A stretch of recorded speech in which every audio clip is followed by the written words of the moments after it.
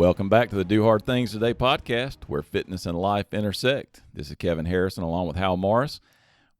Another 5 for Friday, 5 running tips.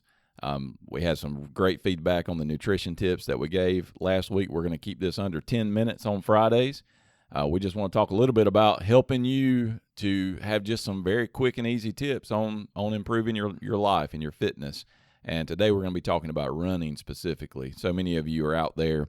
If you go back and listen to the podcast we had of getting started running with interview with Tony Clement, you can hear one person's story of how they actually began running and now are training for a marathon. You will hear her story again, part of her story as we hear more about the marathon training that they're actually participating in now. But we just want to talk real quick just about getting started running and just some basic tips. And the first one I want to give you is slow down if you're a beginner. Use the Zone 2 training. We talked a lot about that in that podcast, but let me just very quickly tell you what that is again. Zone 2 training, use the talk test. If you can talk in complete sentences, you're in Zone 2 heart rate. Okay, many of you have heart rate monitors.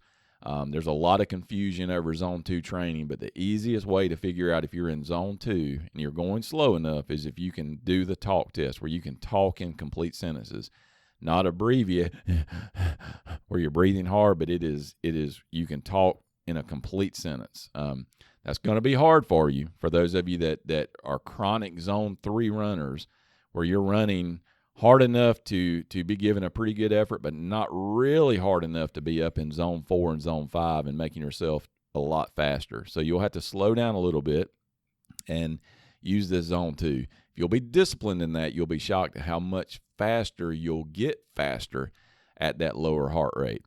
Second thing is don't ignore your core and strength training. One of the biggest mistakes new runners make is they jump out and they jump right into just running, and all they care about is just logging mile after mile after mile, and pretty much everything else gets pushed to the side. I don't have time for strength training. I don't have time for core training, and I will just tell you, running is so hard on your body.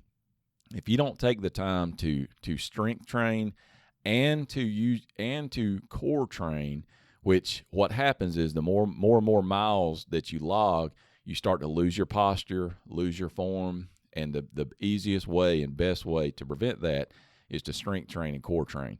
We're going to be doing a podcast and actually a video about some ways that you can strength train and core train to improve your fitness as a runner and a cyclist. Third thing, try the run walk if you're just starting. The run walk method, again, we talked about that in the podcast where we interviewed Tony Clement before.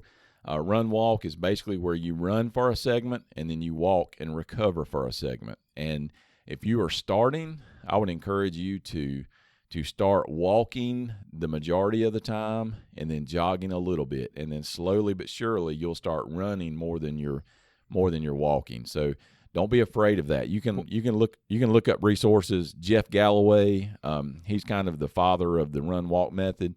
Look that up online. Also, you can find on the DoHardThingsToday.com website in the resources, you can find a guide for a Couch to 5K program that's free that you can download, and it utilizes that walk run method. At the bare bones, what time would you set? Yeah, if you're literally coming off the couch where you have not been running at all. I would tell people that they should probably just walk for at least a couple of weeks, maybe 3 to 4 times a week, walking under 30 minutes per time at a slow, just physiologically. There's such a pounding that your body takes, just to physiologically your body start seeing that, okay, I'm out active now. I am walking. It's tough on your joints. It just is. Great for your heart, great for your health, but you have to slowly go into these things. And then what I would recommend would be then starting, and it's all, you got to individualize it to yourself, but even a 15-second where you jog for 15 seconds and then walk for 45 seconds. even intervals like that seem like, oh no, I want to run though.